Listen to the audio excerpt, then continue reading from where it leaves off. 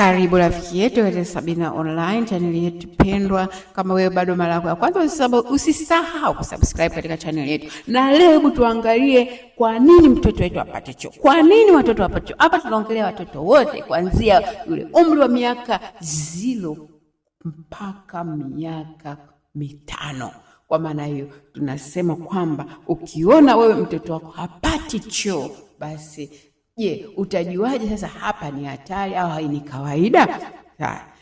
Kuanzia siku 1 mpaka siku 3 kama mtoto hajapata choo, hii ni kawaida. Lakini ikiwa kiongezeka zaidi hapo, hiyo sio kawaida. Kwa hiyo unabidi utake action.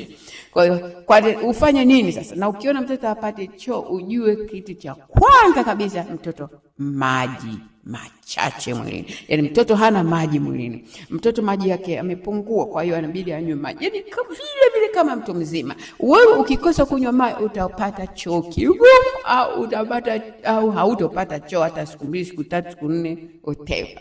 Kwa hiyo ukinywa maji ya kutosha asubuhi na jioni, hivyo unapata choo. Kwa hivyo pia kwa watoto.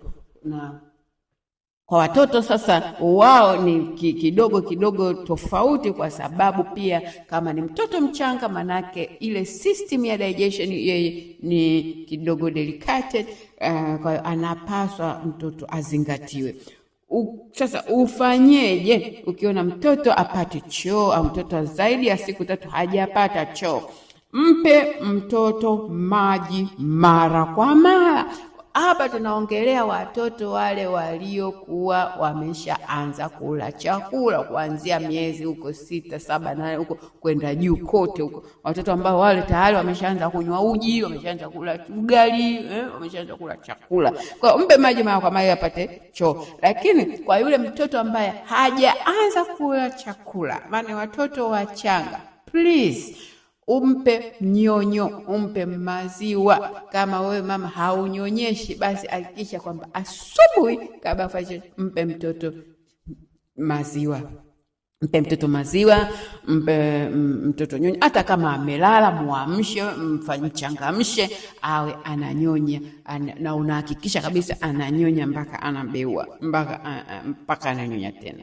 Kwa hiyo anachotakiwa kitu cha kwanza kabisa ni kimiminika. Lakini pia kitu kingine, lishe isiyo na nyuzi. Sababu kubwa sana kama ni kwa mfano kwa watoto wakubwa, maana watu wanapewa tu uji, ugali, vyakula vyote wanapata kwa mtoto hana ile vyakula vile vya nyuzi. Kwa unachotakiwa sasa kufanya, jaribu kumpa mtoto vyakula kama hivi vifuatazo. Mpe vyakula vya mboga. Mchanganyie mtoto mboga. Chakula chako kisha katikate vizuri, yani kise kama katikate vizuri kama ni mboga, zipike vizuri zilainike, unazisaga. Mtoto mpe mboga. Lakini pia mtoto mpe uji. Kama ni mtoto ambao wale wakubwa wanaokunywa uji, basi mpe ambao uji wenye lishe, nafaka zisizo kobolewa, ambao ndani yake unachanganya protini. Mpe chakula mtoto kilichokuwa na kamba. Hii itamfanya mtoto asipate choo kigumu, au apate choo kwa urahisi, na pia apate choo mara kwa mara. Lakini kitu kingine sasa, sababu kutokufanya mazoezi au kukaa sana muda mrefu, kukaa chini. Sasa kwa wale watoto wanaotembea na wale ambao watoto wanatambaa, utakuta mtoto ajishughulisha, yani ukimweka chini ndo hapo mweka muda mrefu. Kwa hiyo hakikisha mtoto ambaye kama ni mkubwa salau unampa vitu vya kuchezea awe mtundu walau. Lakini msaidie mtoto au mchezeshe mtoto, mpe mazoezi, na hii hapa itamsaidia sana. Lakini ujue kama kitu kingine sasa, mabadiliko ya lishe au maziwa. Unajua nini ndugu yangu? Mtoto unapompa chakula, sawa, au kipindi kile ile miezi ile ya mwanzo, miezi ya kwanza hadi miezi 6, mtoto digestion yako au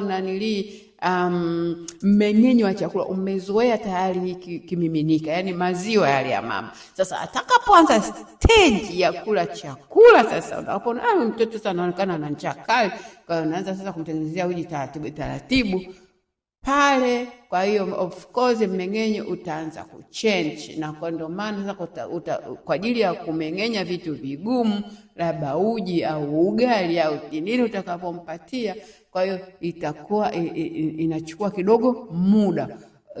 Kwa hiyo unapombadilishia chakula kutoka kimoja kwenda kingine, kwa hiyo pale mtoto anakuwa mmeng'enyo wake unakuwa kidogo taratibu. Kwa hiyo unakuta anahitaji mmeng'enyo, unahitaji maji ya kutosha, na hiyo sasa inampa mtoto tumbo stress na kufanya asipate choo. Kwa hiyo wewe unachotakiwa kufanya, hakikisha unakuwa una balance. Kama umembadilishia mtoto chakula, basi urudi kule kumpa tena maziwa. Kwa hiyo unampa kidogo afu unarudi. Sasa naongelea kwa wale watoto ambao wachanga wanaotoka stage ya miezi ile kutoka kwenye miezi 6 kwenda 7 na 8. Lakini mara nyingi watoto wengine wanapewa chakula mapema, miezi 4, 5. Mtoto ashibi maziwa, ashibi, wanampa tayari nini? Vyakula vigumu. Kwa hiyo hapo mmeng'enyo pia unakuwa na hali tete. Ndio maana mtoto anakosa choo au anakaa muda mrefu bila kupata choo. Kwa hiyo suluhisho kubwa sasa hapa, ufanye mabadiliko. Badilisha chakula. Ukiona mtoto hajapata choo muda mrefu, wewe angalia, je, mwanangu amekula nini jana, juzi amekula nini? Kwa hiyo una change aina pia maziwa. Kwa wale sasa watoto wachanga pia, kuna watoto wachanga ambao wanakunywa maziwa ya kopo. Kwa hiyo utakuta ametoka kunywa maziwa, labda maziwa mama hayatoshi, anaona kama labda mtoto ana njaa sana, au kwa sababu nyingi tofauti, labda mama anaenda kazini, kwa hiyo anamwacha mtoto nyumbani na maziwa ya kopo, akimenyesha labda kurudi, au atamwachia moja kwa moja hapo. Kwa hiyo kile kitendo cha kutoka maziwa ya mama kwenda maziwa ya kopo, kwa hiyo tayari pale kuna changing. Kwa hiyo yale mabadiliko basi anafanya mtoto afanyeje? Mtoto awe anashindwa kupata choo. Kwa hiyo inabidi pia uangalie, na sana ukiona sasa siku nyingi ambazo mtoto bado umefanya hizo jitihada zote, lakini mtoto bado hapati choo, naomba wasiliana na daktari haraka sana, na yeye basi atakupatia ushauri zaidi.